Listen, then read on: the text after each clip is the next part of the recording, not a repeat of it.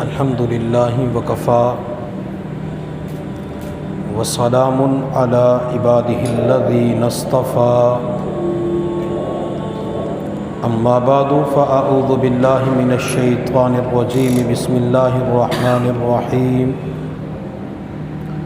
ومن شر حاسد اذا حسد وقال اللہ تعالی فی مقام آخر حسدا من عند انفسهم قال النبی صلی اللہ علیہ وسلم ایاکم والحسد فإن الحسد یأکل الحسنات کما تأکل النار الحطب او کما قال علیہ الصلاة والسلام سبحان ربک رب العزت عما یصفون وسلام علی المرسلین والحمد للہ رب العالمین اللہم صلی علی سیدنا محمد وعلی آل سیدنا محمد وبارک وسلم۔ اللہ رب العزت نے انسانی جسم کے اندر مختلف بیماریاں رکھی ہیں، اسی طرح انسان کے اندر روحانی امراض بھی پائے جاتے ہیں۔ تکبر، حسد،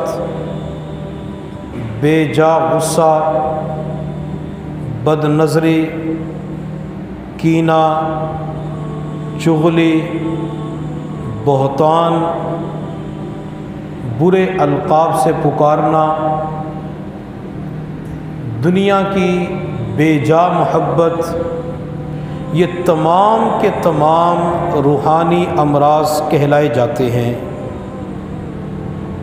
روحانی امراض میں سے ایک مرض ہے جسے حسد کہا جاتا ہے، اور آج کے دور میں اسے گناہ ہی نہیں سمجھا جاتا۔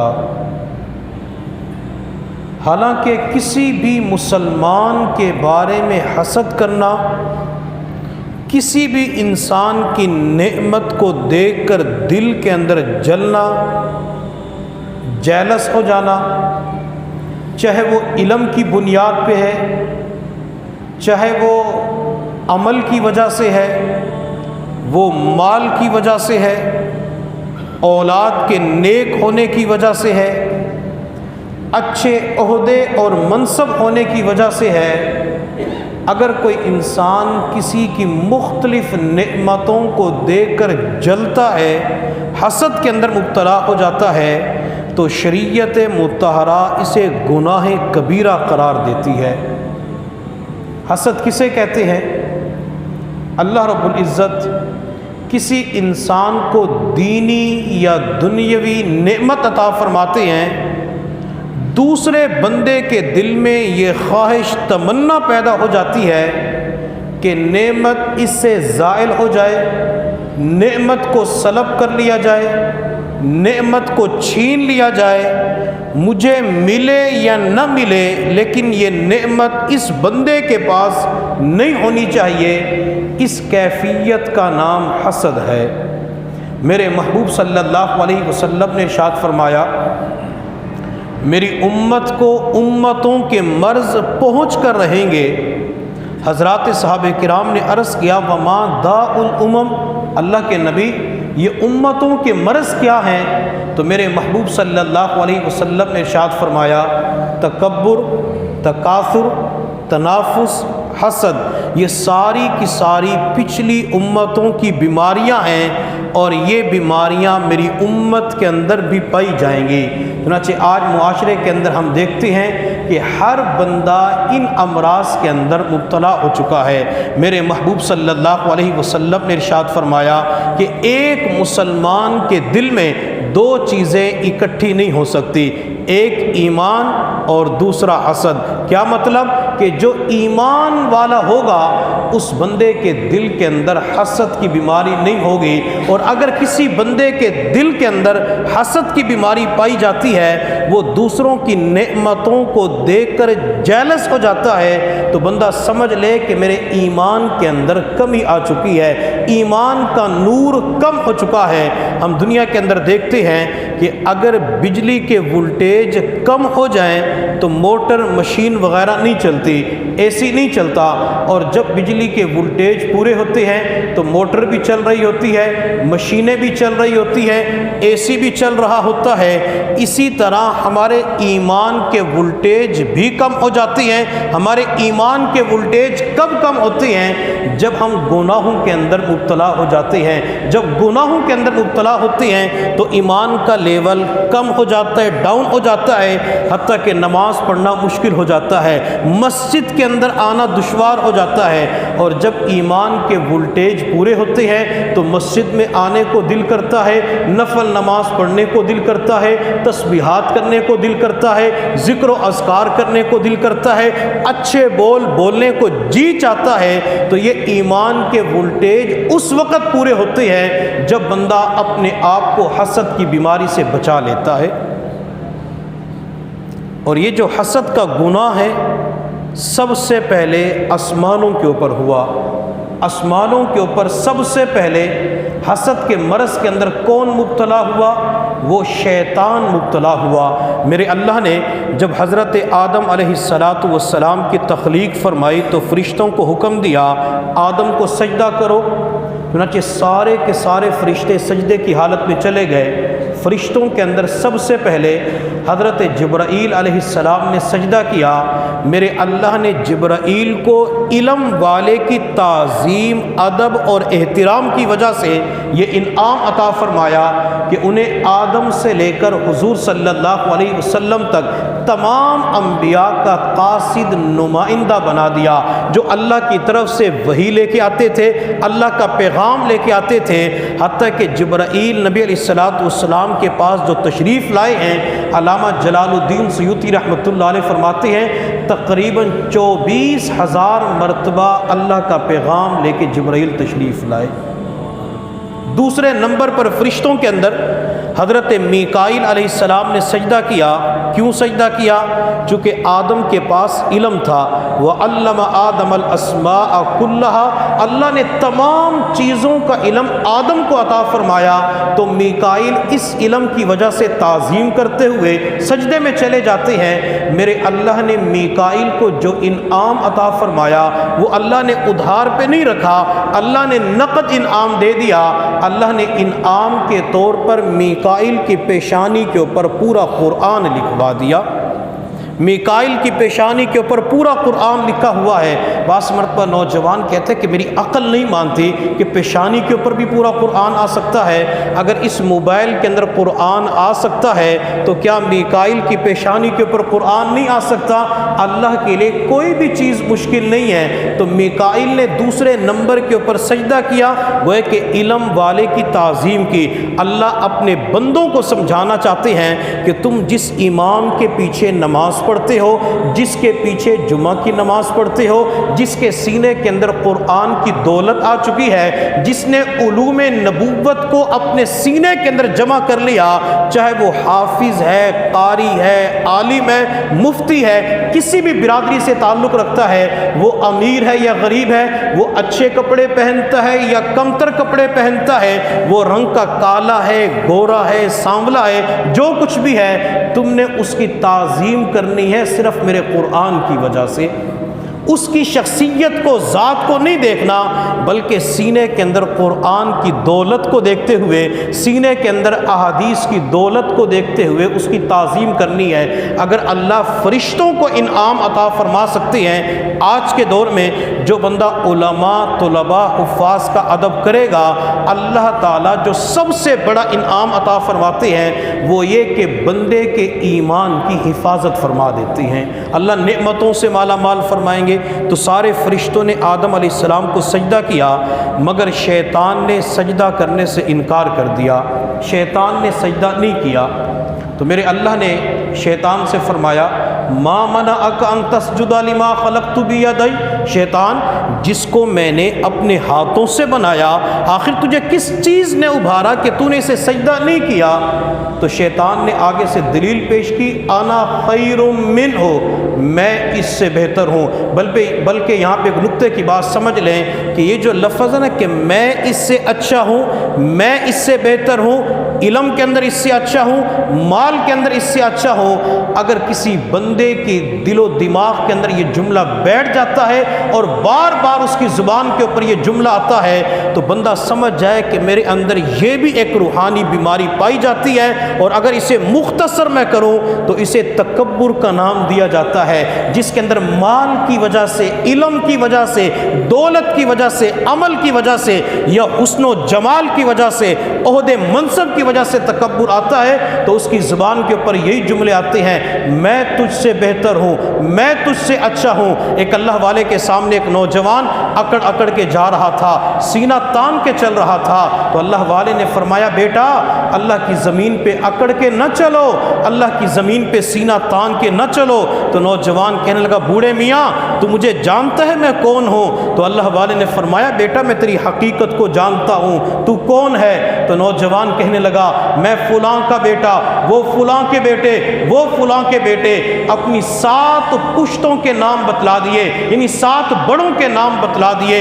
تو اللہ والے نے فرمایا میں تجھے جانتا ہوں۔ تو نوجوان کہنے لگا آپ مجھے کیسے جانتے ہیں؟ آپ میری حقیقت کو بیان کریں۔ تو اللہ والے نے فرمایا بیٹا تیری ابتدا ایک ناپاک پانی کا قطرہ ہے، جب تو پیدا ہوا تو اس پانی کے قطرے سے پیدا ہوا، اگر کپڑوں پہ لگ جائے تو کپڑے ناپاک ہو جاتے ہیں، جسم پہ لگ جائے جسم ناپاک ہو جاتا ہے، اور تیری انتہا ایک مردار بدبودار ہے، جب تو مر جائے گا اگر تجھے گھر والے قبر کے اندر دفن نہ کریں ویسے ہی ڈال دیں تو تیرے جسم سے بدبو آنا شروع ہو جائے گی، تیری محبتوں کے بول بولنے والی تیری بیوی تیرے پاس بیٹھنا پسند نہیں کریں گی، ابو ابو پکارنے والی اولاد بھی تیرے پاس بیٹھنے کو پسند نہیں کرے گی، جسم سے بدبو سمیل آنا شروع ہو جائے گی، اور اس وقت تیری حالت یہ ہے کہ تو اپنے پیٹ کے اندر گندگی اٹھائے پھرتا ہے۔ یہ تو اللہ کی ستاری کا معاملہ ہے، جس اللہ نے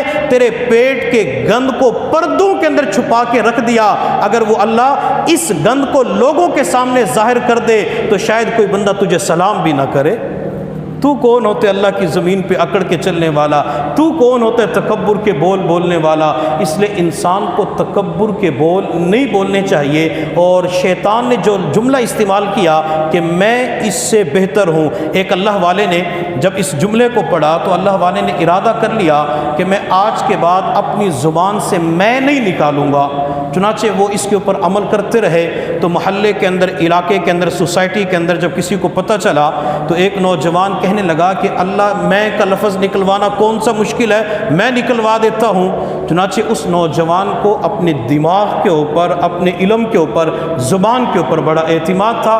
وہ نوجوان اللہ والے کی مجلس میں حاضر ہوا، اس نے مصافحہ معانقہ کیا، حضرت کے پاس بیٹھ گیا اور حضرت سے کہنے لگا حضرت یہ شیطان کو اللہ نے اپنے دربار سے نکالا تو اس کی وجہ کیا تھی؟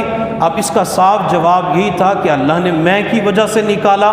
جب اس نوجوان نے سوال کیا تو اللہ والے خاموش ہو گئے، حتیٰ کہ تھوڑی دیر کے بعد نماز کا وقت ہوا تو اللہ والے نے فرمایا بیٹا نماز پڑھ لیتے، نماز کے بعد جواب دیتا ہوں۔ نماز پڑھنے کے لیے مسجد میں تشریف لائے، جب نماز پڑھ کے فارغ ہوئے تو اللہ والے نے مجمع کی طرف دیکھ کے فرمایا کہ تھوڑی دیر پہلے کس نے سوال کیا تھا؟ وہ نوجوان کھڑا ہوا اور کہنے لگا حضرت میں نے سوال کیا تھا۔ تو اللہ والے نے فرمایا اسی کی وجہ سے شیطان کو اللہ نے دربار سے نکالا ہے۔ آیا تھا اللہ والے کی زبان سے میں نکلوانے کے لیے، ان کی زبان سے میں تو نہ نکلوا سکا لیکن خود ہی میں کا اقرار کر رہا تھا، میں اپنی زبان سے نکال رہا تھا۔ اس لیے ہمارے مشائخ فرماتے ہیں کہ بندہ میں نکالنے کی بجائے فقیر کا لفظ استعمال کر لیا کرے۔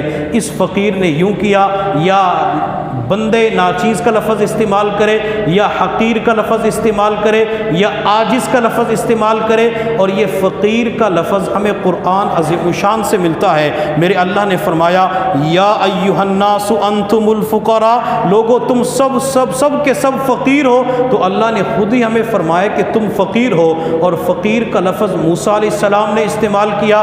حضرت موسیٰ علیہ السلام اپنے علاقے سے گزر رہے تھے تو دو بندوں کو آپس میں لڑتے ہوئے دیکھا۔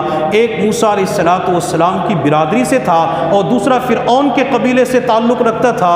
اب جو موسیٰ علیہ السلام کے قبیلے سے تعلق رکھتا تھا تو اس نے کہا موسیٰ میری مدد کرو، وہاں قریب تشریف لے گئے تو جو فرعون کے قبیلے سے تعلق رکھنے والے تھا اونچی آواز سے بات کی، فَوَكَزَهُ مُوسَىٰ فَقَعَدَ عَلَيْهِ، موسیٰ علیہ السلام نے صرف ایک مکہ مارا، وہ فرعون کے قبیلے والا زمین پہ گرا، اس کی روح پرواز کر گئی۔ حضرت موسیٰ علیہ السلام حیران پریشان کہ مکے کی وجہ سے بندہ دنیا سے چلا گیا۔ تھوڑی دیر کے بعد حضرت موسیٰ علیہ السلام کے پاس ایک شخص آیا، اللہ کے نبی فلاں سردار آپ کے بارے میں مشورہ کر رہے ہیں کہ موسیٰ نے ہمارے بندے کو مار دیا، لہٰذا موسیٰ سے بدلہ لیا جائے۔ حضرت موسیٰ علیہ السلام اس علاقے کو چھوڑ کر مدین کی طرف تشریف لے جاتے ہیں۔ حضرت موسیٰ علیہ السلام مدین کے علاقے کے اندر ایک کنویں کے پاس درخت کے نیچے جا کے بیٹھ جاتے ہیں۔ اس موقع پہ موسیٰ علیہ السلام نے ایک دعا مانگی، رب انی لما انزلت الی من خیر فقیر۔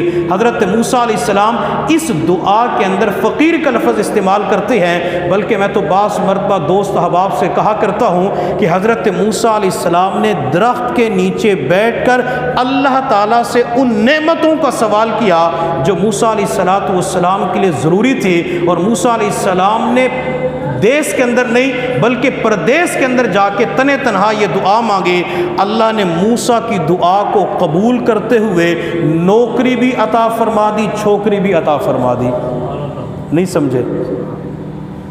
حضرت موسیٰ علیہ السلام نے دعا مانگی، اللہ اکیلا ہوں، اللہ میرے پاس یہاں کچھ بھی نہیں ہے، تو اللہ رب العزت نے موسیٰ علیہ السلام کی اس دعا کو قبول کرتے ہوئے حضرت شعیب علیہ السلام کے پاس بکریاں چرانے والی ملازمت بھی عطا کر دی، اور شعیب علیہ السلام کی بیٹی کا نکاح موسیٰ کے ساتھ ہو جاتا ہے۔ اگر کسی کا رشتہ نہ ہوتا ہو تو مشائخ علماء کرام فرماتے ہیں کہ وہ بندہ 313 مرتبہ مغرب یا عشاء کی نماز موسیٰ علیہ السلام کی دعا کو پڑھے مانگے تو اللہ تعالیٰ اس کے لیے رشتے کے اندر آسانی پیدا فرما دیتے ہیں، اللہ اس کے لیے مکان کا بھی انتظام کروا دیتے ہیں، لیکن شرط یہ کہ بندے کا اللہ کی ذات کے اوپر کامل اعتماد ہو، کامل یقین ہو، تو اللہ تعالیٰ اس کے لیے آسانیاں پیدا فرما دیتے ہیں۔ تو فقیر کا لفظ موسیٰ علیہ السلام نے بھی استعمال کیا۔ تو اگر ہم اپنی گفتگو کے اندر الفاظ کے اندر اس قسم کے الفاظ کا استعمال کریں گے تو انشاءاللہ اللہ تکبر کو ختم کر کے عاجزی ہمارے اندر پیدا فرما دیں گے۔ تو شیطان نے کہا انا خیر منہ، میں آدم سے بہتر ہوں۔ اب شیطان نے یہ جملہ کیوں استعمال کیا؟ تو مفسرین فرماتے ہیں اس کی وجہ یہ تھی کہ شیطان نے اس کائنات کے چپے چپے پہ سجدے کیے تھے۔ پوری کائنات کے اندر ہتھیلی کے برابر جگہ نہیں ہے جہاں شیطان نے سجدہ نہ کیا ہو، اور شیطان ایک سجدے کے اندر 3000 مرتبہ سبحان ربی الاعلیٰ پڑھا کرتا تھا۔ ہم تو پڑھتے ہیں 3 مرتبہ، اور جس دن امام صاحب 5 مرتبہ پڑھ لیں تو کہتے ہیں امام صاحب نے نماز لمبی کروا دی، امام صاحب نے نماز کو طول دے دیا، اور جس دن امام صاحب دعا تھوڑی زیادہ کروا دیتے ہیں کہتے پتہ نہیں امام صاحب کو کیا ہوا، آج دعا ہی لمبی کروا دی۔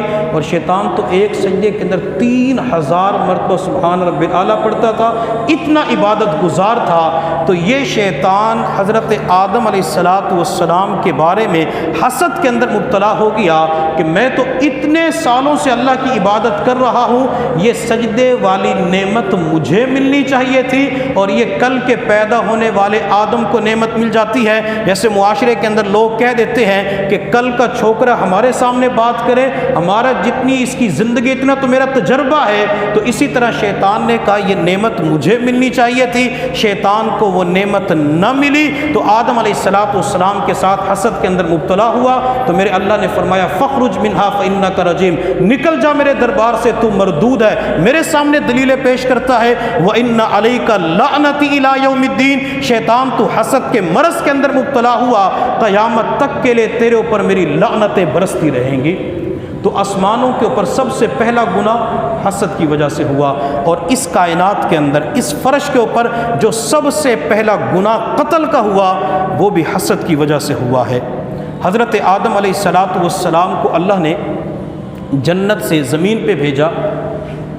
چند سالوں کے بعد آدم علیہ السلام کی توبہ، ربنا ظلمنا انفسنا وان لم تغفر لنا وترحمنا لنکونن من الخاسرین، ان الفاظ کو پڑھ کر مانگنے سے جب قبول ہو جاتی ہے تو اللہ تعالیٰ نے نسل بڑھانے کے لیے حضرت آدم علیہ السلام کے لیے ایک قانون، اصول اور ضابطہ بنایا۔ حضرت آدم علیہ السلام کا لڑکا اور لڑکی اکٹھے پیدا ہوتے، پھر لڑکا اور لڑکی اکٹھے پیدا ہوتے۔ اب اللہ نے قانون کیا بنایا کہ جو پہلی مرتبہ لڑکا پیدا ہو اس کا نکاح دوسری مرتبہ پیدا ہونے والی لڑکی کے ساتھ کر دیا جائے، اور دوسری مرتبہ پیدا ہونے والے لڑکے کا نکاح پہلی مرتبہ پیدا ہونے والی لڑکی کے ساتھ کر دیا جائے۔ یہ اللہ نے قانون بنا دیا۔ حضرت آدم علیہ السلام یوں بچوں کی شادیاں کر دیتے اور نسل بڑھ رہی تھی۔ میرے اللہ نے آدم علیہ السلام کو دو بیٹے عطا فرمائے، ایک کا نام حابیل اور دوسرے کا نام قابیل۔ حابیل کی بہن کا نکاح قابیل کے ساتھ اور قابیل کی بہن کا نکاح حابیل کے ساتھ۔ اب حابیل کی قسمت کے اندر، مقدر کے اندر جو لڑکی آتی ہے وہ خوبصورت ہوتی ہے، جبکہ قابیل کے حصے کے اندر جو لڑکی آتی ہے وہ زیادہ خوبصورت نہیں تھی۔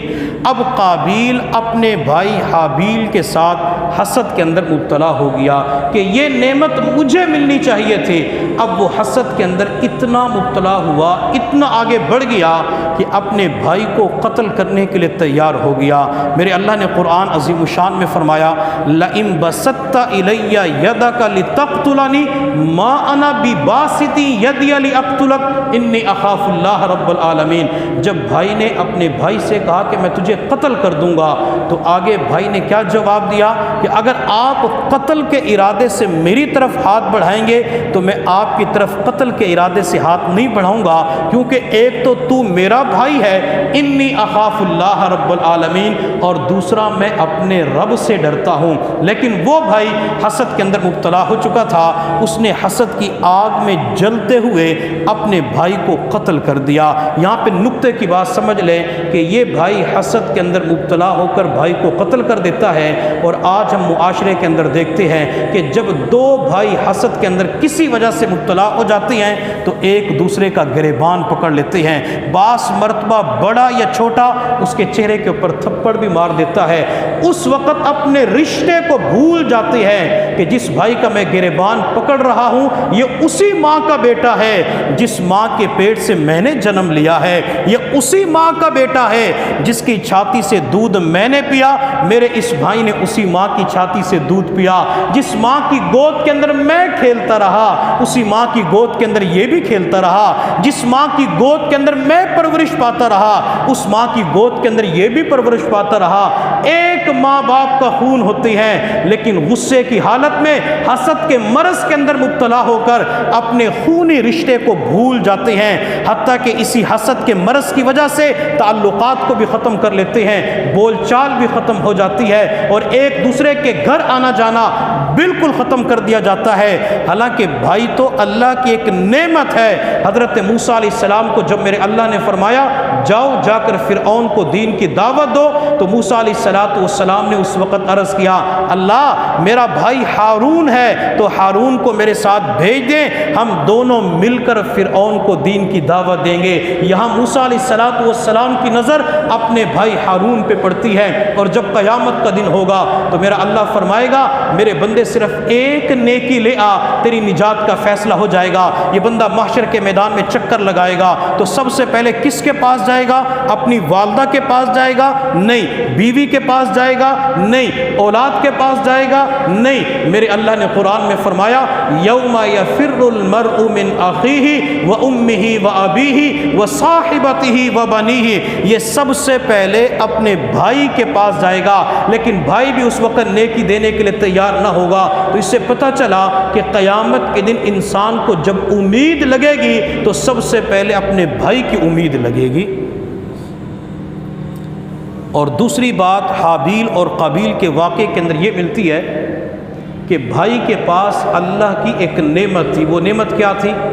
خوبصورتی والی، کہ بیوی حسین و جمیل تھی، بیوی خوبصورت تھی. یہ اللہ کی نعمت ان کے پاس موجود تھی. وہ اس نعمت کے ہوتے ہوئے اپنے بھائی سے کہہ رہے تھے کہ بھائی میں اللہ سے ڈرتا ہوں. اگر آج کے دور کے اندر ہمارے پاس جتنی نعمتیں ہیں، ہم ان نعمتوں کے ہوتے ہوئے اپنے دل کے اندر خشیت پیدا کر لیں، اللہ کا ڈر پیدا کر لیں، تو اللہ تعالی ہمیں نعمتوں سے محروم نہیں فرمائیں گے. اور آج کی دنیا کے اندر انسان جو نعمتوں سے محروم ہو جاتا ہے، اس کی ایک بنیادی وجہ حسد کی بیماری ہے. میرے محبوب صلی اللہ علیہ وسلم نے ارشاد فرمایا، اگر لوگ حسد کے مرض کے اندر مبتلا نہ ہوں تو اللہ ان کی نعمتوں کو دوام عطا فرما دیتے ہیں، نعمتوں کو بقا عطا فرما دیتے ہیں. بعض مرتبہ انسان اربوں کھربوں کے اندر کھیلنے والا ہوتا ہے، اچانک انسان کو نقصان ہو جاتا ہے، سب کچھ انسان کا ختم ہو جاتا ہے، وہ ارب پتی ککھ پتی بن جاتا ہے، اس کے پاس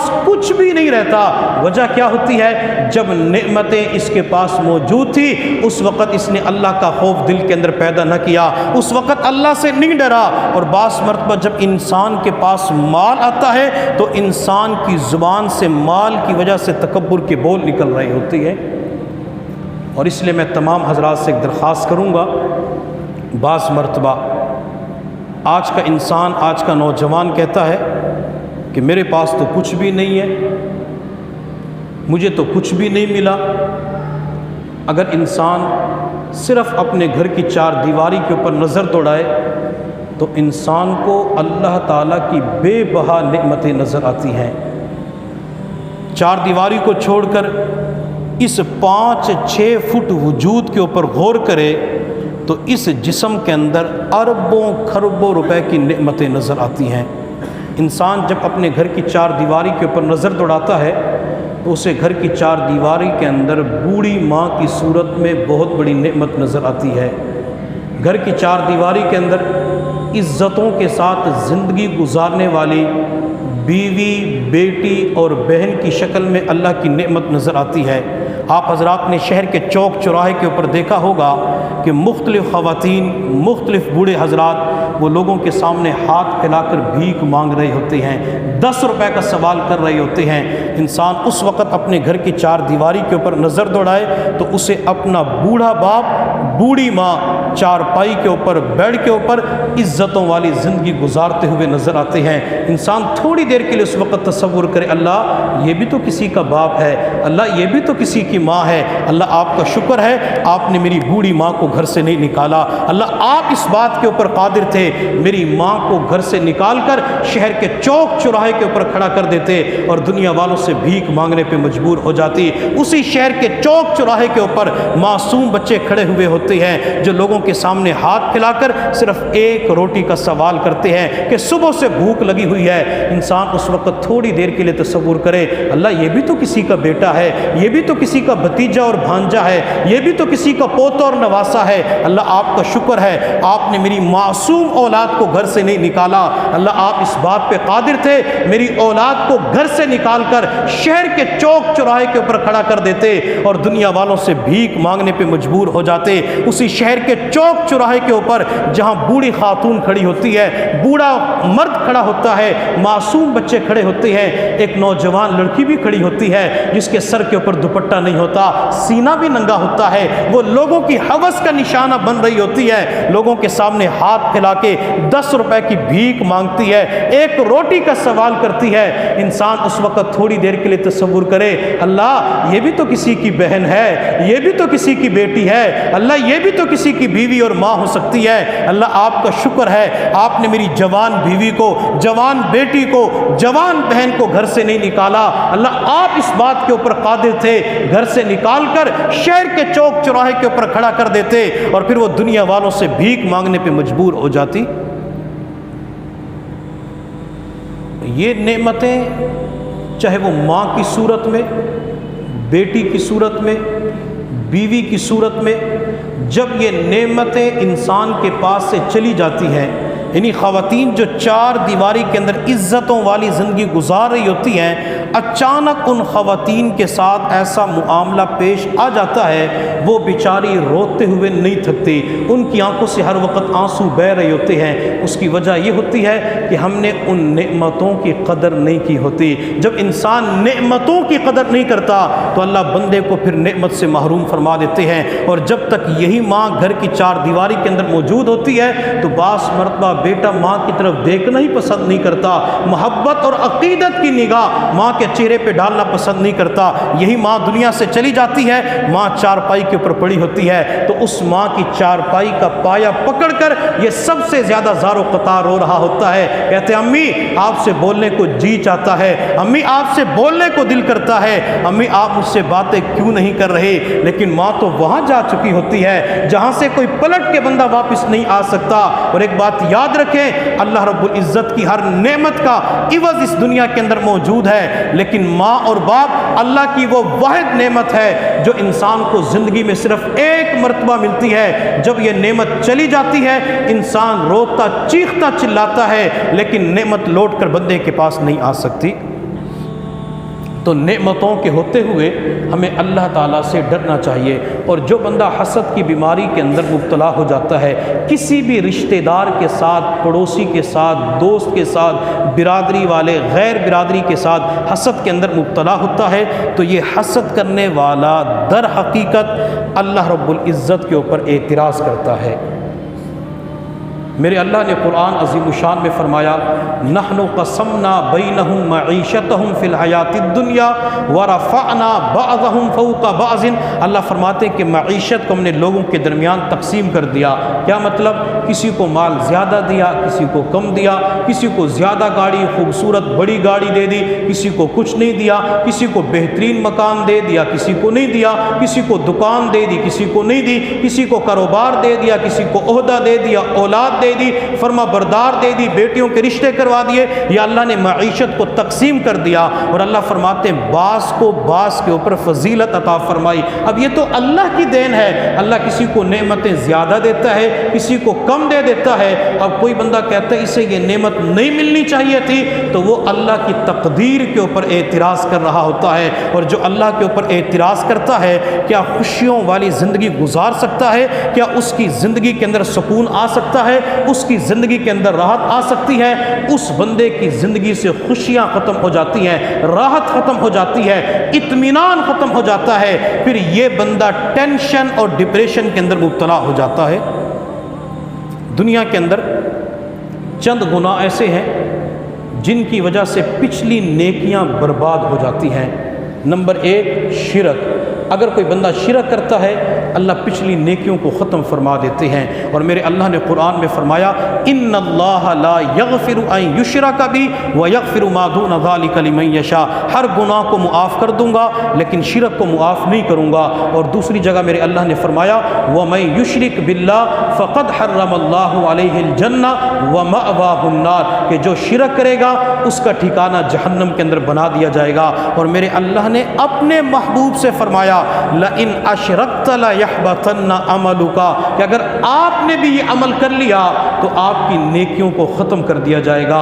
تو شرک کی وجہ سے پچھلی نیکیاں ڈیلیٹ ہو جاتی ہیں۔ اور دوسرا حضور صلی اللہ علیہ وسلم کی شان میں گستاخی کرنا، آپ کی شان میں بے ادبی کرنا۔ میرے اللہ نے قرآن عظیم الشان میں فرمایا یا ایھا الذین آمنوا لا ترفعوا اصواتکم فوق صوت النبی، اور آگے فرمایا ان تحبط اعمالکم وانتم لا تشعرون، اپنی آوازیں میرے محبوب کی آواز سے بلند نہ کرو، اگر تم نے یہ کر لیا تو تمہاری نیکیوں کو ضائع کر دیا جائے گا، تمہیں پتہ بھی نہیں چلے گا۔ اور تیسرا گناہ جس کی وجہ سے نیکیاں ضائع ہو جاتی ہیں، نیکیاں ختم ہو جاتی ہیں، وہ ہے حسد کا گناہ۔ میرے محبوب صلی اللہ علیہ وسلم نے ارشاد فرمایا ایاکم والحسد، تم اپنے آپ کو حسد سے بچاؤ۔ یہ میرے محبوب نے ہمیں حکم دیا ہے کہ تم اپنے آپ کو حسد کی بیماریوں سے بچاؤ۔ اللہ کے نبی اگر نہ بچایا تو پھر کیا ہوگا؟ تو میرے محبوب نے ہمیں ڈرایا ہے۔ میرے محبوب صلی اللہ علیہ وسلم نے ارشاد فرمایا فَإِنَّ الْحَسَدَ يَأْكُلُ الْحَسَنَاتِ كَمَا تَأْكُلُ النَّارُ الْحَطَبَ۔ یہ حسد نیکیوں کو اس طرح کھا جاتا ہے جس طرح خشک لکڑی کو آگ کھا جاتی ہے۔ وہ ہے کہ حسد کی وجہ سے پچھلی نیکیاں ختم ہو جاتی ہیں۔ بعض مرتبہ انسان پورا دن نیک اعمال کا اہتمام کرتا ہے، نمازیں پڑھتا ہے، ذکر و اذکار کرتا ہے، اعمال صالحہ کی پابندی کرتا ہے، لیکن شام کے وقت ایک بندے کے بارے میں وہ حسد کے اندر مبتلا ہو جاتا ہے، اللہ پورے دن کی نیکیوں کو ختم فرما دیتے ہیں۔ بندہ پورا سال اعمال کا اہتمام کرتا ہے لیکن کسی کے بارے میں حسد کے اندر مبتلا ہوتا ہے، اللہ پورے سال کی نیکیوں کو ختم فرما دیتی ہے۔ اور بعض مرتبہ ایسا ہوتا ہے کہ جو حسد کرنے والا ہوتا ہے وہ اندر ہی اندر جل رہا ہوتا ہے اور اپنے آپ کو برباد کر رہا ہوتا ہے۔ آپ نے ٹرکوں کے پیچھے ایک جملہ لکھا ہوا دیکھا ہوگا، دیکھ ضرور مگر پیار سے، دیکھ ضرور مگر پیار سے، کہ اگر آپ نے میری گاڑی کو دیکھنا ہے تو پیار سے دیکھیں، حسد کی نگاہ سے نہ دیکھیں۔ اور ساتھ ایک جملہ اور بھی لکھا ہوتا ہے، دیکھ ضرور مگر پیار سے، جلنے والے کا منہ کالا، کہ جو بندہ دیکھ کر کسی چیز کو جلتا ہے وہ خود ہی اندر اندر جل رہا ہوتا ہے۔ اس لیے میں بعض مرتبہ دوست احباب سے کہا کرتا ہوں کہ حسد کی آگ میں جل کر کباب ہو جانے سے محبت کی فضا میں کھل کر گلاب ہو جانا بہتر ہے۔ انسان خوشیاں دینے والے بنے، انسان دوسروں کو راحت پہنچانے والا بنے۔ ایک بادشاہ گزرا ہے کسرا، اس کے دربار کے اندر ایک مچھیرا آیا۔ مچھیرا کہتے ہیں مچھلی پکڑنے والے کو۔ وہ مچھلی لے کر بادشاہ کے پاس آیا اور بادشاہ کو تحفہ کے طور پہ دی۔ تو جب بادشاہ نے اس خوبصورت مچھلی کو دیکھا، تقریباً 4 کلو وزن تھا، تو بادشاہ نے خوش ہو کر اس مچھیرے کو 4000 درہم انعام کے طور پہ دیے۔ اور اس دور کے اندر ایک مچھلی خریدنے کے لیے 2 درہم کافی ہوتے تھے۔ اب بادشاہ کے پہلو کے اندر ایک باندی بیٹھی ہوئی تھی۔ جب باندی نے دیکھا کہ بادشاہ نے مچھلی کی وجہ سے 4000 درہم دے دیے، تو بہت زیادہ انعام دے دیا، یہ واپس لینا چاہیے۔ تو اس باندی نے بادشاہ سے کہا، بادشاہ سلامت، میں اس سے ایک سوال کرنا چاہتی ہوں، اجازت ہے؟ تو بادشاہ نے کہا کہ بہت اچھا سوال آپ کر سکتی ہیں۔ تو اس باندی نے مچھیرے سے کہا کہ یہ مچھلی مذکر ہے یا مؤنث، نر ہے یا مادہ؟ اب کسے پتا کہ نر ہے یا مادہ، مذکر ہے یا مؤنث؟ لیکن وہ جو مچھیرا تھا بڑا ذہین اور ہوشیار تھا، تو اس نے بادشاہ کی طرف سے دیکھ کے کہا لا ذکر ولا انثى بل هي خنثى، نہ مذکر ہے نہ مؤنث ہے، تو کوئی تیسری مخلوق ہے، یہ تو خنثى ہے۔ خنثى علماء سے پوچھ لینا، آپ کو بعد میں بتائیں گے۔ تو بادشاہ اس مچھیرے کے جواب سے اتنا متاثر ہوا، خوش ہوا، 4000 درہم اور انعام کے طور پہ دے دیے۔ اب باندی اور حیران ہو گئی، چونکہ جل رہی تھی نا حسد کے اندر۔ وہ مچھیرا 8000 درہم لے کے جب محل سے نکل رہا تھا تو 1 درہم اس کے ہاتھ سے نیچے گر گیا اور جلدی سے اسے اٹھا لیا۔ تو باندی پھر بول پڑی، بادشاہ سلامت، یہ تو آپ کے دربار کی توہین ہے کہ گرے پڑے درہم اٹھا رہا ہے، لگتا یہ کہ یہ بندہ لالچی ہے۔ تو بادشاہ نے اس مچھیرے کو بلایا اور کہا کہ تو نے درہم کیوں اٹھایا؟ کیا تیرے لیے کمی تھی؟ میرے سامنے اٹھا رہا تھا تو مجھ سے مانگ لیتا۔ تو اس مچھیرے نے کہا بادشاہ سلامت، اس کے اندر ایک راز ہے۔ تو بادشاہ نے پوچھا وہ راز کیا ہے؟ تو مچھیرا کہنے لگا بادشاہ سلامت، اس درہم کے اوپر آپ کی تصویر بنی ہوئی ہے، آپ کا نام لکھا ہوا ہے۔ اگر یہ درہم یہاں پہ پڑا رہتا، کوئی بندہ جلدی کے اندر داخل ہوتا تو آپ کی تصویر کے اوپر اس کا پاؤں آ جاتا، آپ کی بے ادبی ہو جاتی۔ تو بادشاہ اس جواب سے اتنا حیران ہوا، 4000 درہم اور دے دیے۔ تو اس باندی نے جلدی سے کہا کہ مچھیرے نکل جا، تو بادشاہ کا خزانہ خالی کر کے رکھ دے گا۔ تو جو حسد کرنے والے ہوتے ہیں وہ حسد کی آگ میں خود جل رہے ہوتے ہیں، انہیں تو کچھ نہیں ملتا، لیکن اگلا بندہ ترقی کرتے کرتے چلا جاتا ہے اور اللہ اس بندے کو ایسا عروج عطا فرماتے ہیں، دنیا والے حیران رہ جاتے ہیں۔ اور اس کائنات کے اندر جو سب سے زیادہ حسد کیا گیا وہ میرے محبوب صلی اللہ علیہ وسلم کے ساتھ کیا گیا۔ چونکہ نبی علیہ السلام جب دنیا کے اندر تشریف لائے تو یہودی اس وقت رو رہے تھے کہ نبوت بنو اسحاق سے بنو اسماعیل کی طرف منتقل ہو چکی ہے، اور جب میرے محبوب نے نبوت کا اعلان کیا تو یہودی حسد کے اندر اتنا آگے بڑھے۔ ایک مرتبہ میرے محبوب دیوار کے پاس بیٹھے ہوئے تھے تو پیچھے سے میرے محبوب کے اوپر دیوار گرا دی۔ اللہ نے جبرائیل کے ذریعے اپنے محبوب کی حفاظت فرمائی۔ ایک مرتبہ نبی علیہ السلام طائف کے علاقے کے اندر پہاڑ کے پاس موجود تھے تو یہودیوں نے پیچھے سے آپ کے اوپر بہت بڑی چٹان گرائی تاکہ محبوب کو نعوذ باللہ ختم کر دیا جائے، لیکن میرے اللہ نے جبرائیل کے ذریعے پھر آپ کی مدد فرما دی۔ اگر آج بھی آپ طائف کے علاقے میں تشریف لے جائیں تو تقریباً اتنا بڑا پتھر ہے جس کو چھوٹے سے پتھر نے روکا ہوا ہے، یہ اس دور سے روکا ہوا ہے۔ میرے محبوب صلی اللہ علیہ وسلم کے ساتھ حسد کے اندر مبتلا ہو کر یہودی آپ کو ختم کرنے کے لیے خیبر کے میدان کے اندر کبھی بکری کے گوشت کے اندر زہر ملا کے دیتے ہیں، اور یہودی حسد کے اندر پھر اور اتنا آگے بڑھے کہ میرے پیغمبر کے اوپر جادو کرنا شروع کر دیا، حتیٰ کہ لبید بن عاصم نے میرے محبوب صلی اللہ علیہ وسلم کے اوپر جادو کیا، آپ علیہ السلام کی طبیعت ناساز ہو گئی۔ تو میرے اللہ نے اپنے محبوب کو دو صورتیں عطا فرمائی، سورۃ الفلق اور سورۃ الناس۔ میں تفصیل کے اندر نہیں جانا چاہتا، ان دو صورتوں کے اندر جو 11 آیات کے اوپر ننھی منی دو مشتمل صورتیں ہیں، اس کے اندر ایک آیت ہے وَمِن شَرِّ حَاسِدٍ اِذَا حَسَدَ۔ میرے اللہ نے اپنے محبوب کو یہ آیت عطا فرمائی، محبوب اس آیت کو پڑھ لیجئے، اس آیت کو پڑھنا آپ کا کام ہے اور یہودیوں کی شرارتوں سے بچانا یہ آپ کے رب کا کام ہے۔ ہمیں نہیں پتا معاشرے کے اندر کون بندہ ہمارے ساتھ حسد کر رہا ہے، اور یہ جو معاشرے کے اندر نظر لگتی ہے، نظر ہمیشہ کے لیے اس بندے کی لگتی ہے جو ہمارے ساتھ حسد کے اندر مبتلا ہو جاتا ہے۔ کبھی گاڑی کو نظر لگ جاتی ہے، کبھی کپڑوں کو نظر لگ جاتی ہے، کبھی انسان کی صحت کو نظر لگ جاتی ہے، کبھی دکان کو نظر لگ جاتی ہے، کبھی انسان کی شخصیت کو نظر لگ جاتی ہے، بچوں کو نظر لگ جاتی ہے۔ یہ نظر اس وقت لگتی ہے جب وہ حسد کے اندر مبتلا ہو جائے اور بری نیت سے دیکھنا شروع کر دے، حتیٰ کہ اس بری نظر کے اندر اتنی تاثیر اور اتنا کمال ہے، میرے محبوب صلی اللہ علیہ وسلم نے فرمایا کہ یہ اونٹ کو ہنڈیا کے اندر پہنچا دیتی ہے اور انسان کو قبر کے اندر پہنچا دیتی ہے۔ بعض مرتبہ انسان کہتا ہے میرے اوپر کسی نے کالا علم کروایا جس کی وجہ سے میرا کاروبار بند ہو گیا، میری صحت باندھ دی گئی، فلاں ہو گیا، یہ کر دیا گیا۔ میں یہاں پہ صرف ایک بات آپ سے معلوم کرنا چاہتا ہوں، علم کا معنی کیا ہے؟ جاننا، اور علم روشنی کو کہتے ہیں۔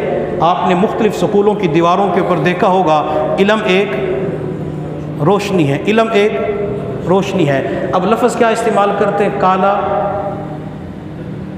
کالا علم، کالا، تو علم کالا ہو سکتا ہے؟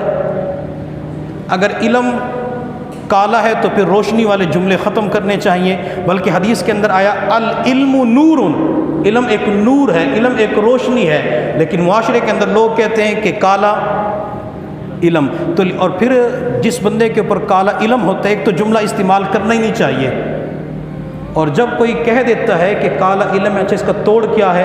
کہتے ہیں آپ کو کسی کالے کے پاس جانا پڑے گا۔ نہیں سمجھے آپ حضرات؟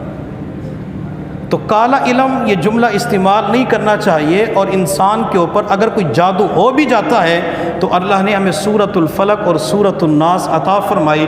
میرے محبوب صلی اللہ علیہ وسلم نے انہی دو سورتوں کو پڑھا، اللہ نے تمام اثرات کو ختم فرما دیا، حتیٰ کہ جب نبی علیہ السلام کی طبیعت ٹھیک ہو گئی تو آپ صلی اللہ علیہ وسلم نے حضرت عائشہ کو بتلایا کہ میرے اوپر جادو لبید بن عاصم نے کیا ہے۔ تو حضرت عائشہ صدیقہ نے عرض کہ اللہ کے نبی آپ یہ نام لوگوں کو بتلا دیں تاکہ اس بندے سے انتقام لیا جائے۔ تو میرے محبوب صلی اللہ علیہ وسلم نے فرمایا نہیں عائشہ، جب اللہ نے مجھے صحت عطا فرما دی، جب اللہ نے عافیت کا معاملہ فرما دیا، میں کیوں اس کا نام بتلاؤں؟ نبی علیہ السلام نے نام بتانے سے اس وقت منع کر دیا، لیکن آج کی دنیا کے اندر جو عاملین قسم کے لوگ ہوتے ہیں، جب بھی ان کے پاس جاتے ہیں وہ کہتے ہیں آپ کے اوپر کالا علم آپ کے فلاں نے کروایا ہے۔ اب یہ بندہ جاتے ہیں محبتیں لے کر اور وہاں سے نفرتیں لے کر آ جاتا ہے۔ میرے محبوب نے تو اس نام کو چھپایا تھا، جو سچا امتی ہوگا، سچا عاشق رسول ہوگا، اگر کوئی اس کو نقصان پہنچا دیتا ہے، تکلیف پہنچا دیتا ہے، تو پیغمبر کے نقش قدم پہ چلتے ہوئے